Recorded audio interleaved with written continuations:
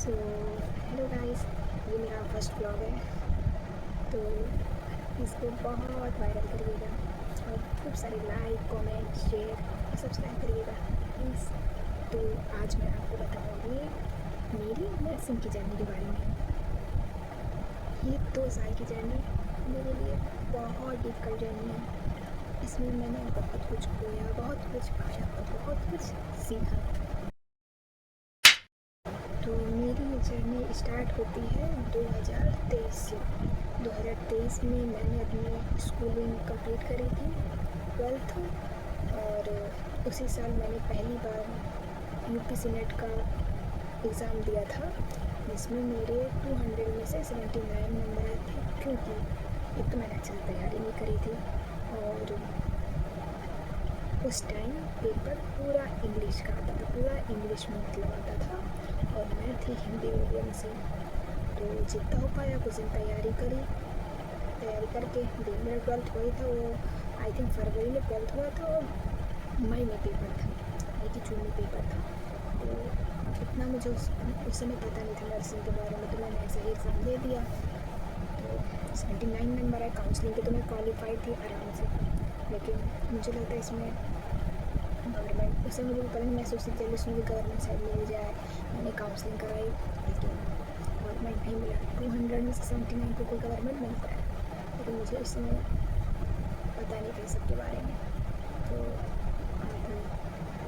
अब समझ में नहीं आया कि 12th कंप्लीट हो गया है, एग्ज़ाम भी नहीं निकला, अब क्या करेंगे। क्योंकि मेरा ड्रीम शुरू से था डॉक्टर बनने का। मैं हमेशा नीट के लिए तैयारी करना चाहती थी, लेकिन बहुत लोगों ने मुझे भड़का दिया, ऐसा कह दिया कि नीट नहीं निकलता है, लोग 4-4 साल 5-5 साल तैयारी करते हैं। तो मैं डर गई थी थोड़ा सा कि शायद मेरे साल ना वेस्ट हो जाए। मुझे बचपन से सपना था डॉक्टर बनने का, लेकिन मैंने अपना ये ड्रीम वहीं पर ख़त्म कर दिया। लेकिन मुझे करना था तो मेडिकल लाइन में, डॉक्टर ना सही, लेकिन नर्स कोई ख़राब जॉब नहीं होती है, नर्स कोई ख़राब पढ़ाई नहीं होती है, उसको भी डॉक्टर के जितना दर्जा मिलता है। मैंने अपना रास्ता ज़रूर चेंज कर दिया, लेकिन सपना वही था मेडिकल लाइन में सेवा करने का। तो अब क्या करें, उस समय घर की मतलब स्थिति भी अच्छी नहीं थी और मेरा भाई भी पढ़ रहा था बड़ा वाला, और घर की इतनी इनकम नहीं थी कि मैं और मेरे भाई को एक साथ पढ़ा। मेरी जो नर्सिंग की मैंने प्राइवेट कॉलेज में फीसें पता करी, 1.5 लाख, 1,60,000, 1,10,000, 1 लाख से नीचे ही नहीं। भाई साहब मेरा कान पकड़ लिया, या प्राइवेट हमसे आना पड़ेगा। भाई की 1,50,000, 70,000 BCA की दो, और हमें कैसे दोनों लोग पढ़े लेते। तो फिर मैंने और मेरे भाई ने बड़े वाले डिसाइड किया कि जब बिना पढ़े इतने ठीक ठाक नंबर ले आए, काउंसलिंग के लिए क्वालिफाइड हो जाए, तो शायद 1 साल में पढ़ाई करके और अच्छे नंबर ले आए। तो मैंने ड्रॉप लेने का सोचा। मैं सच बताऊँ, जब मैं 12th में भी सबसे कहती मैं कुछ भी करूँगी लेकिन ड्रॉप नहीं लूँगी, साल बर्बाद होता है। लेकिन कहते ना किस्मत घूम फिर के वही आती है, तुम्हारे कहने से कुछ नहीं होता। घर वालों ने मना किया, सब ने मना किया कि नहीं ड्रॉप नहीं लेना, साल बर्बाद हो जाएगा, नहीं निकला तो ये। लेकिन मेरे भाई ने बहुत कुछ सपोर्ट किया, बड़े वाले भाई ने, फैमिली ने भी किया, लेकिन बड़े वाला भाई ने बहुत सपोर्ट किया। उसने कहा नहीं तुम नहीं निकलेगा तो हम देखेंगे, तुम करो, तुम अपनी मेहनत करो। तो मैंने पहला ड्रॉप लिया 12th के बाद। नेक्स्ट ईयर पेपर था, मैंने यूट्यूब पे बहुत क्लासेस के बारे में पता किया, BSc नर्सिंग की ऑनलाइन क्लास के बारे में पता किया, कौन सा चैनल सबसे अच्छा है। तब वहाँ मुझे विजय एजुकेशन मिला। तो मैंने बहुत देखता कि तब मैंने उनका बैच खरीद लिया। 1 साल मैंने तैयारी करी, मैंने घर पे तैयारी करी थी 1 साल, क्योंकि उस समय मुझे लाइब्रेरी और ये सब का कुछ नहीं पता। पहला मेरा मतलब पहली बार मैं एग्ज़ाम की तैयारी करने लगी, कि मुझे कुछ नहीं पता था कि क्या क्या करना पड़ता है। बस इतना पता था लाइव क्लास लेते हैं, जो टेस्ट है ये सब कभी पता नहीं लगता, शायद केवल लाइव क्लास लेने से और थोड़ा बहुत रिवीजन करने से हो जाता है।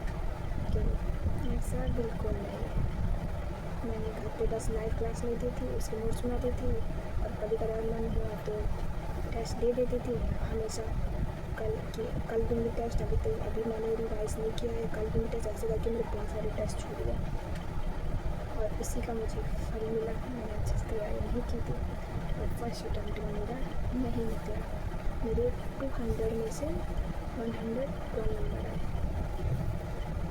तो अब मैंने कट ऑफ पता करी, कट ऑफ गई थी 140 और मेरे थे 112। मेरे सारे अरमान धुल गए। घर वालों से मैंने इतना कुछ कह के मतलब साल मांगा था कि मुझे 1 साल दे दो, पक्का निकाल लूँगी। सब ने कहा ठीक है और नहीं निकला। तो मुझे समझ में नहीं आ रहा था क्या करूँ। मैंने काउंसलिंग करी इस होप में कि शायद 3rd राउंड तक मुझे कोई गवर्नमेंट मिल जाए, कोई तो मिल जाए, लेकिन नहीं मिला। क्योंकि मैंने अच्छे से सही बताऊँ तो तैयारी करी नहीं थी। पहला साल था, मुझे कुछ पता ही नहीं था तैयारी का, कैसे मतलब करते हैं, क्या क्या लगाते हैं, क्या क्या नहीं लगाते हैं। ना मैंने टेस्ट अच्छे से दिए, ना टेस्ट का एनालिसिस किया, ना TPPs लगाए, इतना रिवीजन किया और क्लास बस ले लेती थी।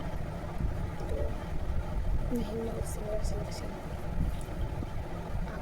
अब आगे क्या करें मुझे समझ में नहीं आ रहा था। घर वाले भी बोलते कि अब वो 1 साल तो ड्रॉप नहीं देंगे। इतना मुझे पता था कि पहले साल ही मैंने बहुत मेहनत करके मांगा था कि मुझे 1 साल देगा। इसके बाद की स्टोरी सेकेंड पार्ट में बताऊँगी। वेट करना मेरा, ठीक है। लाइक करो, सब्सक्राइब करो एंड कमेंट, और सब्सक्राइब जरूर करना भूलना नहीं। ये मेरा फर्स्ट ब्लॉग है तो इसको अच्छे से व्यूज़ आने चाहिए, तभी तो मेरा मन करेगा और वीडियोज़ बनाऊँगी नर्सिंग के ऊपर। BSc नर्सिंग के जो लड़कियाँ BSc नर्सिंग करना चाहती हैं उनके लिए, कि कैसे तैयारी करना है, कैसे क्या करना है। मेरे दूसरे साल की जर्नी बताऊँगी और अब मैं क्या कर रही हूँ, मेरा हुआ नहीं हुआ, क्या हुआ, सब बताऊँगी, ठीक है। सेकेंड पार्ट में, ओके। वो नहीं तो वीडियो बहुत लॉन्ग हो जाएगी और लोग बोर हो जाते हैं देखते देखते इतनी लॉन्ग वीडियो। Okay, bye.